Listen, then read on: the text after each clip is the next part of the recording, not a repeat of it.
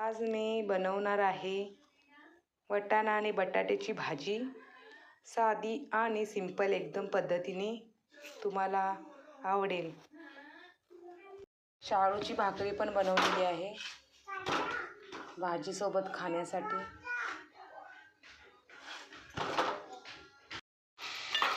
वाटाणा आणि बटाटू टाकून घेतल्यानंतर थोडा वेळ त्यामध्ये थोडीशी हळद,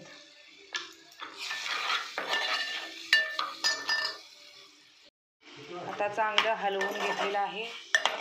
आता त्यामध्ये थोडं पाणी घालू.